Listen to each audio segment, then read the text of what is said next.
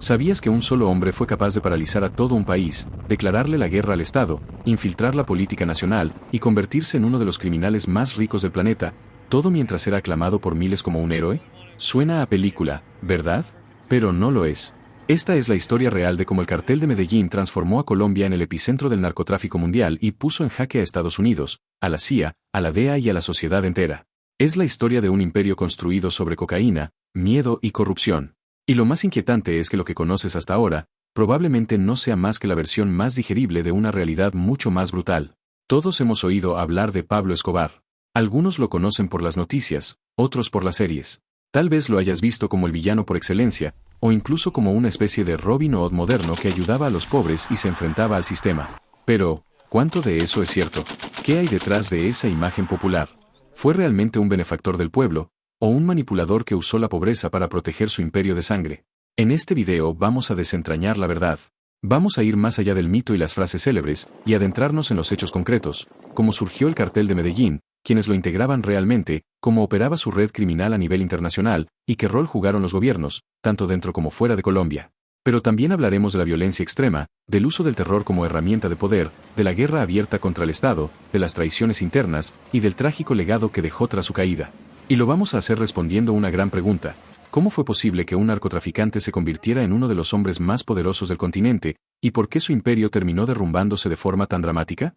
Durante los próximos minutos, descubrirás detalles que pocas veces se cuentan: cómo funcionaba realmente el negocio de la droga a nivel operativo, quién traicionó a quién dentro del cartel, por qué la DEA tardó tanto en actuar, qué papel jugaron los carteles rivales, y qué errores cometió Escobar que sellaron su destino. Prepárate para conocer la historia real del cartel de Medellín. Sin adornos, sin ficción, sin filtros. Una historia en la que la ambición, la violencia y la impunidad se cruzan con la política, el poder y la tragedia.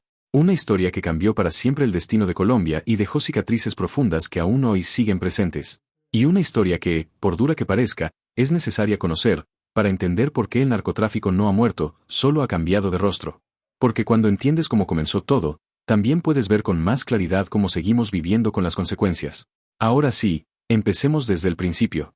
Para entender el auge del cartel de Medellín, primero tenemos que mirar el contexto en el que nació. Medellín, en los años 70, no era la ciudad violenta que luego conoceríamos, pero sí era una ciudad marcada por grandes desigualdades sociales y una economía que apenas comenzaba a despegar.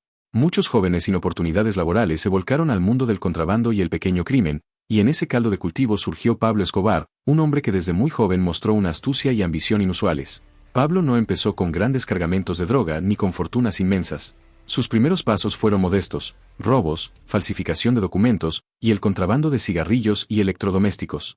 Pero su habilidad para moverse en ese mundo subterráneo y su capacidad para hacer contactos rápidamente le permitieron escalar.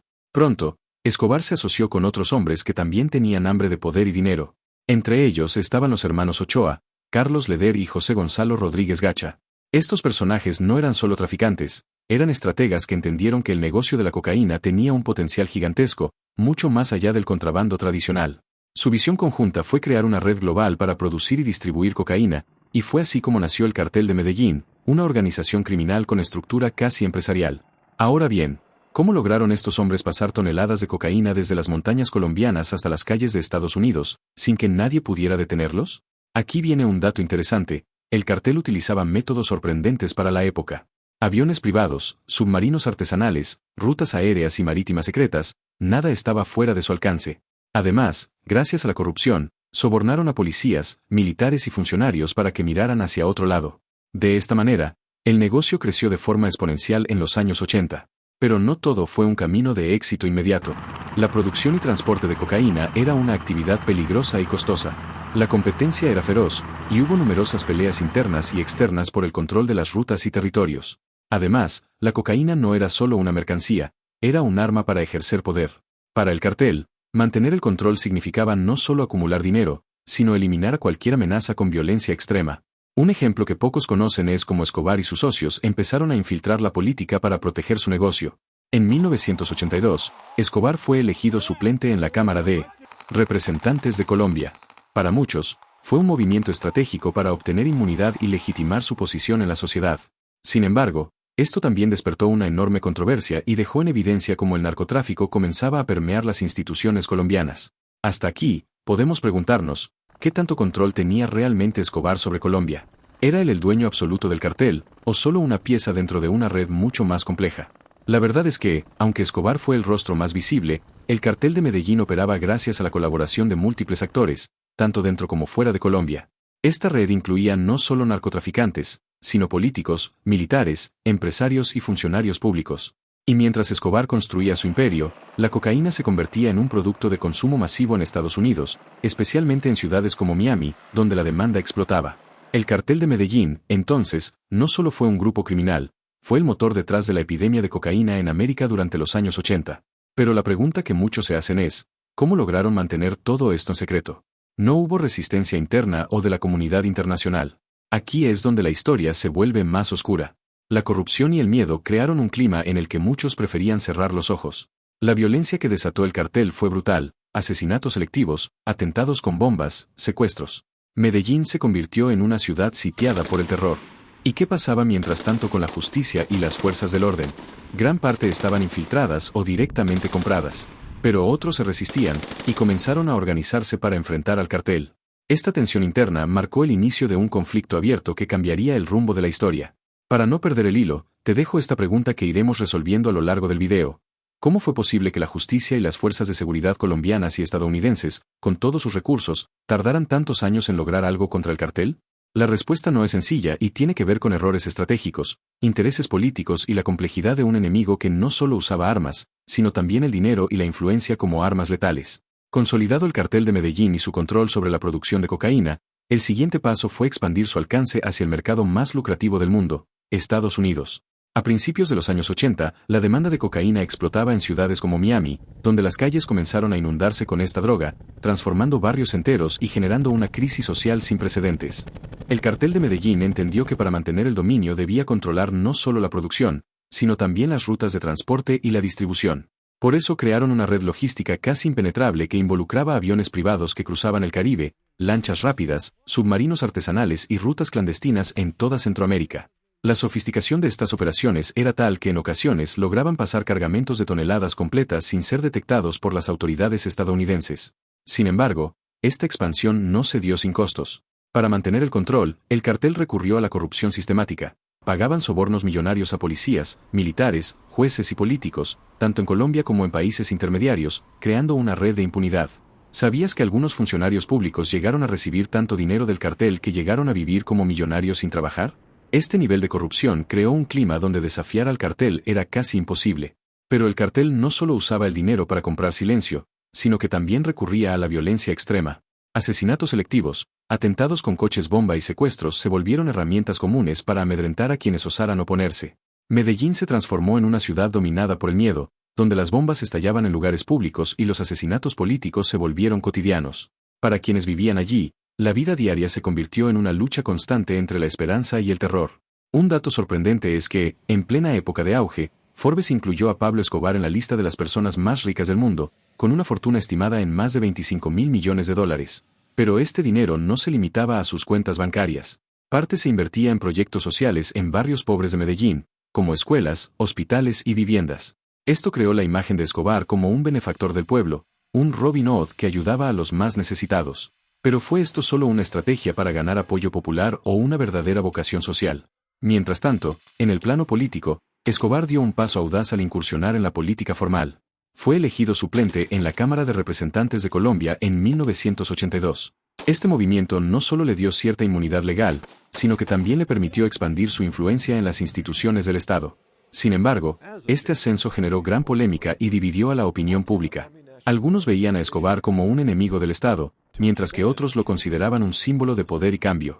Al mismo tiempo, la sociedad colombiana comenzaba a sentir el impacto del narcotráfico en su vida diaria. El aumento de la violencia, la corrupción y la impunidad afectaban a todos los niveles, y muchas personas empezaron a cuestionar hasta dónde llegaba el poder real del cartel. Se hicieron frecuentes los interrogantes sobre el alcance de sus conexiones con el poder político y militar, y sobre la posibilidad de que la justicia estuviera comprometida. Y aquí surge otro misterio. Si el cartel era tan poderoso y violento, ¿por qué las agencias antidrogas como la DEA no lograron detenerlo más rápido? Parte de la explicación está en la complejidad del conflicto. No solo enfrentaban un enemigo armado, sino también una red de corrupción y protección que se extendía a varios países. Además, La guerra contra el narcotráfico enfrentaba limitaciones legales y políticas que impedían una acción rápida y contundente. Esta tensión entre poder, violencia y justicia fue escalando durante los años 80, y el cartel de Medellín se convirtió en el actor central de una guerra que no solo era criminal, sino también política. El narcotráfico dejó de ser solo un negocio para convertirse en un fenómeno que condicionaba el destino de toda una nación. Entonces, surge una pregunta que nos acompañará hasta el final. ¿Cómo pudo un solo hombre, apoyado por unos pocos socios, convertirse en el jefe de un imperio tan vasto y temido, capaz de desafiar al Estado y a la comunidad internacional? La respuesta a esta pregunta nos llevará a la siguiente etapa de la historia, donde la guerra abierta entre el cartel y el Estado colombiano marcará un antes y un después. Llegamos a uno de los momentos más críticos y oscuros de esta historia, la guerra abierta entre el cartel de Medellín y el Estado colombiano. Durante los primeros años, Escobar y sus socios habían logrado coexistir con cierto nivel de impunidad gracias a la corrupción y el miedo. Pero esta dinámica cambió radicalmente cuando el gobierno y la comunidad internacional comenzaron a tomar medidas más firmes para detenerlos. La piedra angular de este conflicto fue la extradición. Colombia, presionada principalmente por Estados Unidos, buscaba enviar a los narcotraficantes a juicio fuera del país para evitar la corrupción y garantizar sentencias más duras. Escobar, sin embargo, se oponía ferozmente a la extradición. Para él, ser juzgado en Estados Unidos significaba una sentencia de muerte, y estaba dispuesto a todo para evitarlo. En 1984, Escobar propuso lo que llamó el Pacto de Convivencia, ofreció pagar la deuda externa de Colombia, una suma gigantesca, a cambio de que el gobierno desistiera de la extradición y le permitiera continuar con sus actividades bajo ciertas reglas. Esta propuesta dividió al país. Algunos sectores la vieron como una oportunidad para terminar con la violencia, mientras que otros la consideraron una traición y un acto de rendición ante el crimen organizado.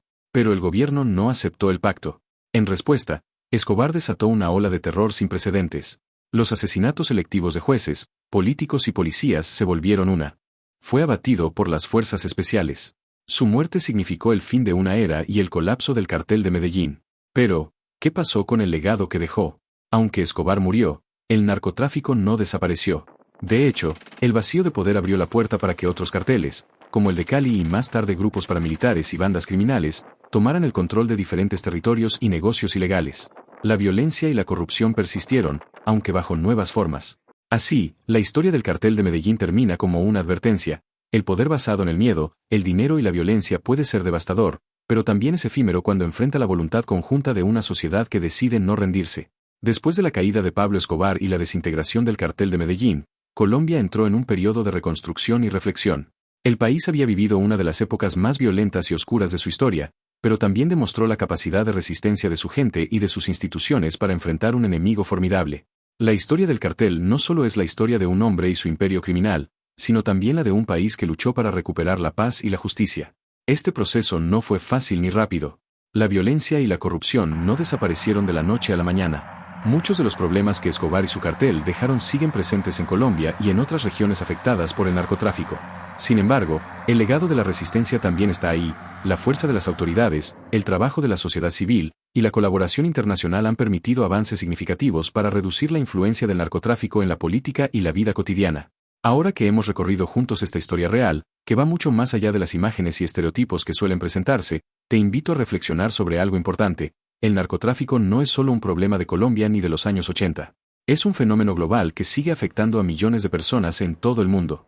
La violencia, la corrupción y la desigualdad que permiten que este tipo de estructuras existan, son retos que siguen vigentes. Por eso, el conocimiento es poder. Entender cómo surgió y operó el cartel de Medellín nos ayuda a comprender mejor las raíces de estos problemas y a ser más conscientes sobre cómo podemos contribuir, desde nuestra posición, a combatir la violencia y la corrupción en nuestras comunidades. No se trata solo de una historia del pasado, sino de una lección vigente que nos invita a no ser indiferentes ante la injusticia. Si este video te ha parecido valioso y te gustaría seguir aprendiendo sobre temas complejos explicados de forma clara y cercana, te invito a que te suscribas al canal y... Constante. Atentados con coches bomba explotaban en lugares públicos y privados, causando decenas de muertes y sembrando el miedo en toda la sociedad. Medellín se convirtió en una ciudad sitiada por el terror, donde la violencia alcanzó niveles que parecían incontrolables. Una de las estrategias más brutales del cartel fue usar el secuestro como herramienta de presión. No solo secuestraban a rivales o enemigos, sino también a civiles inocentes, en un intento de forzar concesiones políticas y judiciales. Este clima de violencia afectó profundamente a la vida cotidiana, y la sensación general era que nadie estaba a salvo. Al mismo tiempo, la comunidad internacional intensificó sus esfuerzos para desmantelar al cartel. Estados Unidos aumentó la cooperación con Colombia, proporcionando entrenamiento, inteligencia y apoyo logístico para combatir el narcotráfico. Se crearon unidades especiales y se fortalecieron las leyes antidrogas, pero el cartel respondía con violencia y sofisticación, adaptándose rápidamente a las nuevas tácticas. En este punto surge un conflicto clave. ¿Debía el Estado colombiano negociar con Escobar para evitar más violencia, o debía enfrentarlo con toda la fuerza, aún a riesgo de un costo social muy alto? Esta fue una pregunta que dividió no solo a los políticos, sino también a la sociedad colombiana. La lucha se intensificó y tomó formas cada vez más dramáticas. Escobar, que en sus inicios había intentado mostrarse como un benefactor popular, se convirtió en el enemigo público número uno. El Estado respondió creando el Bloque de Búsqueda, una fuerza élite destinada exclusivamente a capturar a Escobar y desmantelar el cartel. Este grupo, apoyado por inteligencia y recursos internacionales, marcó un punto de inflexión en la guerra contra el narcotráfico. Pero la batalla no solo se libró en las calles. Escobar y sus aliados lanzaron campañas de propaganda y manipulación, intentando ganar apoyo popular y desacreditar al gobierno. Además, comenzaron a fracturarse las alianzas dentro del cartel. Las tensiones internas y las traiciones se hicieron cada vez más frecuentes, debilitando la estructura criminal desde adentro. Aquí te dejo una pregunta para reflexionar. ¿Quién fue el responsable de que el cartel comenzara a desmantelarse desde adentro? La respuesta no es simple, pero tiene que ver con la complejidad de un imperio construido sobre la violencia y la desconfianza. En este contexto de violencia, miedo y estrategia, la sociedad colombiana tuvo que enfrentar una realidad terrible: la guerra contra el narcotráfico, que afectaba a todos y que dejaría cicatrices profundas en la historia del país. La caída del cartel de Medellín no fue un evento repentino, sino el resultado de años de desgaste, traiciones internas y la presión implacable del Estado colombiano y sus aliados internacionales. Para entender cómo se derrumbó uno de los imperios criminales más poderosos del mundo, debemos analizar las decisiones, errores y eventos que marcaron el fin de esta historia. Después de años de guerra abierta, el gobierno colombiano, junto con la DEA y otras agencias internacionales, intensificaron su ofensiva. La creación del Bloque de Búsqueda en 1989 fue un parteaguas. Este grupo especial estaba dedicado exclusivamente a capturar a Pablo Escobar y desmantelar las estructuras operativas del cartel. Pero no solo fue fuerza bruta, usaron tecnología avanzada, inteligencia humana, infiltrados y, sobre todo, lograron explotar las divisiones internas del cartel. Uno de los golpes más duros para Escobar fue la traición dentro de su propia organización. Las alianzas que había construido comenzaron a fracturarse. Carlos Leder, uno de los fundadores del cartel y conocido por su radicalismo, fue capturado y extraditado a Estados Unidos, debilitando la red. Otros socios y comandantes comenzaron a negociar con la justicia o a buscar sus propios caminos, incluso formando grupos rivales como el Cartel de Cali. Este conflicto interno creó una guerra entre carteles que terminó beneficiando al Estado. La rivalidad, en cierto sentido, ayudó a dividir el poder y a debilitar al Cartel de Medellín, que ya no podía sostenerse unido frente a sus enemigos y las fuerzas de seguridad. Pero la caída definitiva de Escobar comenzó cuando su red de apoyo popular se empezó a desmoronar. Aunque había invertido millones en proyectos sociales, la violencia extrema y la persecución hicieron que la opinión pública colombiana se volviera en su contra. Ya no era visto como un benefactor, sino como un enemigo que había llevado al país al borde del abismo. El gobierno puso en marcha operaciones estratégicas para localizarlo. Sabemos que Escobar vivió sus últimos días escondido en un barrio construido especialmente para él, conocido como La Catedral, una cárcel de lujo diseñada con la complicidad del gobierno para mantenerlo bajo control sin entregarlo a Estados Unidos. Sin embargo, la impunidad de ese lugar duró poco. Cuando Escobar supo que podrían trasladarlo a una prisión convencional, decidió fugarse y se desató la cacería final. Durante meses, el Bloque de Búsqueda lo persiguió sin descanso. La tecnología y la inteligencia fueron claves para rastrear sus movimientos. El clímax de esta persecución llegó el 2 de diciembre de 1993, cuando Escobar fue localizado en una casa en un barrio popular de Medellín. En el enfrentamiento que siguió, apoyo logístico para crear una respuesta coordinada y efectiva contra el narcotráfico. Se formaron unidades especiales con tecnología avanzada y se implementaron leyes antidrogas más severas. Sin embargo, el cartel respondió a estos desafíos con una violencia aún mayor y una sofisticación en sus métodos que le permitía adaptarse rápidamente a las nuevas tácticas policiales. Este escenario llevó a un dilema crucial para Colombia. ¿Debería el Estado negociar con Pablo Escobar para intentar evitar más derramamiento de sangre y caos, o debía enfrentarlo con toda la fuerza, aunque eso implicara un alto costo social y político? Esta pregunta dividió profundamente no solo a los líderes políticos, sino también a la sociedad en general, que estaba cansada del miedo pero también temerosa de lo que podría venir si la confrontación escalaba. La lucha se intensificó y se volvió cada vez más dramática. Escobar, quien en sus comienzos había buscado construir una imagen de benefactor popular, financiando proyectos sociales y ayudando a comunidades pobres, terminó convertido en el enemigo público número uno.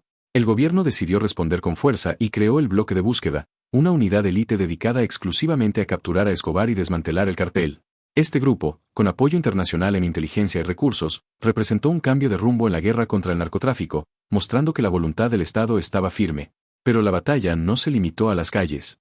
Escobar y sus aliados lanzaron campañas de propaganda y manipulación para tratar de ganar apoyo popular y desprestigiar al gobierno.